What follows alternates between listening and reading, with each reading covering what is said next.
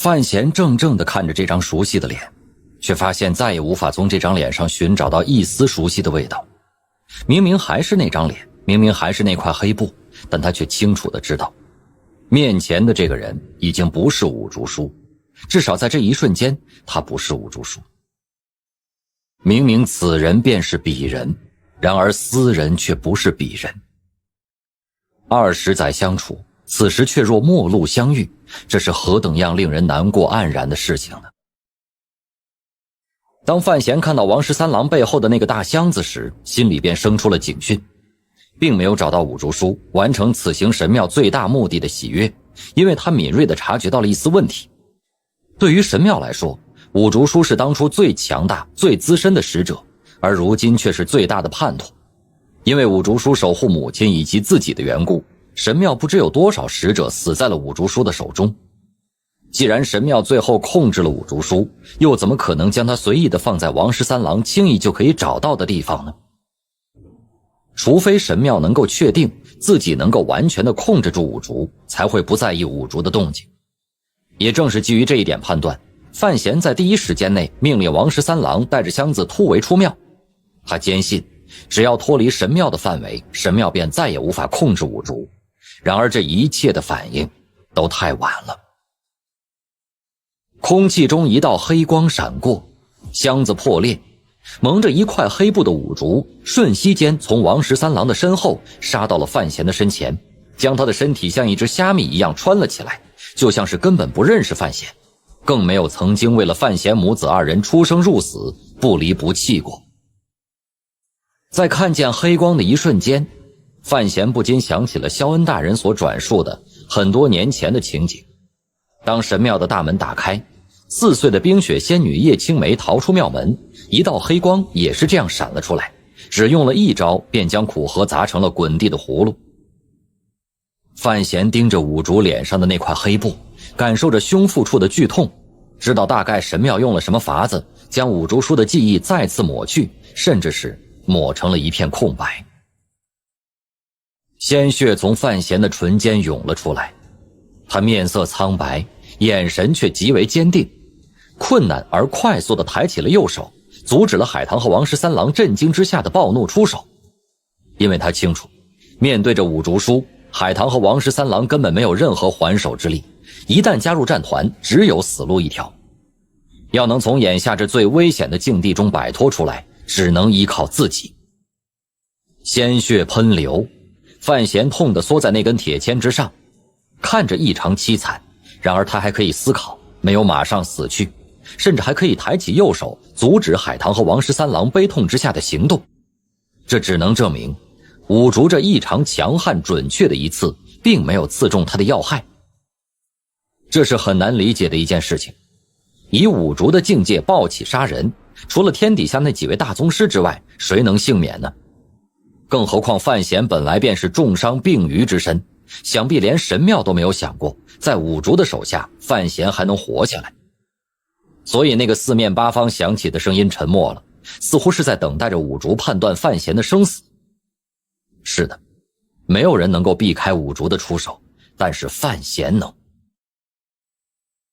自从在那间杂货铺里，武竹将手中的菜刀献给了范闲，在儋州的悬崖上，在那些危险湿润海风的陪伴下，范闲每天都在迎接武竹的棍棒教育。瑟缩的小黄花在被击碎了无数万次之后，终于变得坚韧了许多。数千数万次的出手，范闲身上不知出现了多少次青紫，但也幸亏如此，他才拥有了在世间存活的本领，异常精妙的身法。更关键的是，他是这个世界上对于武竹出手方位和速度最了解的那个人。只不过以往数千数万次的教育，武竹手里握着的都是一根木棍，而今天他的手里握着的是锋利的铁签。范闲无法完全避开这一次，却在黑光临体之前的刹那，凭借着纯熟如同本能的驱避身法，强行一转，让铁签前进的通道避开了自己的心脏与肺叶。看似鲜血喷涌，实则却只是伤到了肋骨下的心窝处。武竹头颅微低，黑布在冰冷的微风里漂浮，他的脸上没有丝毫情绪，也看不出来这位绝世强者是不是对于面前这个人类居然能够避开自己一次感到惊讶。在旁人看来，他只是保持着那个动作，将范闲穿刺在铁签之上。这事说出去，我妈也不能信呢。这是范闲咳着血说出的一句话。就在这句话之后，五竹沉默了片刻，忽然开口冷漠问道：你妈贵姓？就是这道光，就如同一道光，瞬息间占据了范闲的脑海，让他看到了一丝活下去的可能。他死死地盯着那块黑布说道：我妈姓叶。五竹没有反应。你叫她小姐。范闲看着一脸漠然的五竹叔，不知为何悲从心来，更甚于伤口处的疼痛，沙着声音凄声说道。五竹依然没有任何反应。她叫叶青梅，我叫范闲，也叫五竹。范闲吐掉了唇边的血沫子，望着五竹恶狠狠地说道，却牵动了胸腹处的伤口，一阵剧痛令他眼前一黑。五竹依然没有反应，就像这些他本应该最清楚最亲近的名字早已经从他的脑海中消失。虽然先前他说了一句话，然而他整个人的身体却沁着一股寒意，就像是天地间的一块玄冰，永远也不会融化一般。看着这块冰，看着冰上的黑布，范闲似乎看到了一个熟悉的灵魂渐渐化成光点，从面前的身躯里脱离出来，飞到半空中，渐渐化成虚无。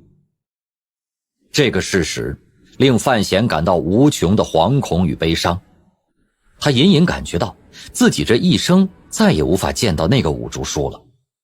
此等悲痛竟让他忘记了自己还被穿在铁签之上，重伤将死，将要告别这个世界。对于如今已经看过千秋变化的范闲来说，死亡并不可怕，可怕的是死的时候，自己面对着最亲的人，却认不出自己来。他绝望地看了五竹一眼，一口鲜血喷出，颓然无力地跪倒在了雪地之中。五竹缓缓抽回铁签，看也没有看一眼跪在自己面前的范闲，一屈肘，单薄的布衣割裂了空气，直接一击将终于忍不住从背后发起偷袭的王十三郎砸了回去。然后这位蒙着一块黑布的瞎子没有任何情绪波动，稳定地走过了那方蒙着浅雪的石台，每一步的距离就像是算过一般。他走到了神庙内唯一完好的建筑里面，然后坐了下来，就像是一个没有灵魂的躯壳，重新坐到了千古冰山宝藏的门前，开始守护，开始等待。这一等待，不知又将是几千几万年。范闲的身体终于倒在了雪地之中，鲜血从他的身上渗了出来。海棠半跪在他的身边，徒劳地为他止着血，强行压抑着内心的悲楚与震惊，然而却压抑不了他眼里的热泪。